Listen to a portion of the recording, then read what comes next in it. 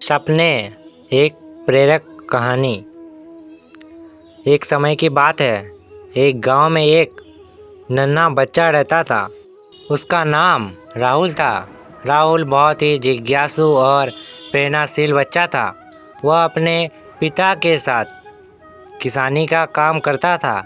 राहुल को हमेशा सब कुछ जानने की जिज्ञासा रहती थी। एक दिन राहुल के पिताजी उसे अपने साथ खेत में ले गए।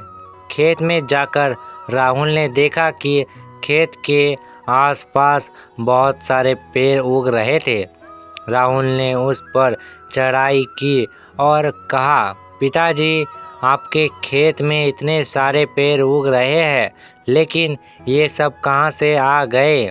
पिताजी ने मुस्कुराते हुए कहा, बेटा, जब मैं अपनी बीजों को शरण करने वाली मिट्टी में बोता हूँ, तब ये पेड़ उगते हैं। जैसे ही उन्हें समय, धूप और पानी मिलता है, वे बढ़ते हैं और हमें फल देते हैं। राहुल ने अपने पिता से पूछा, पिताजी, क्या हम भी जीवन में ऐसे ही बढ़ सकते हैं और अपने सपनों को पूरा कर सकते हैं?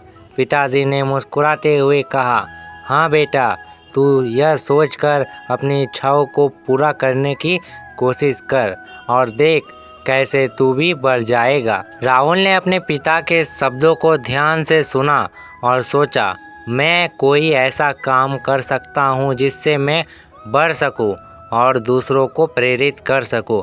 उसी दिन से राहुल ने लिखना शुरू कर दिया और वह अपनी कहानियों और कविताओं को दूसरे के साथ साझा करने लगा।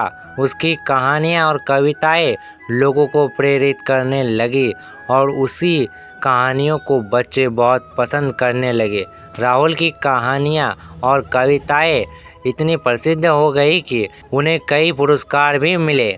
राहुल ने अपने सपनों को पूरा करके दिखा दिया। इसी कहानी से हमें यह सीख मिलती है कि बच्चे हमेशा जिज्ञासु और प्रेरणाशील होते हैं।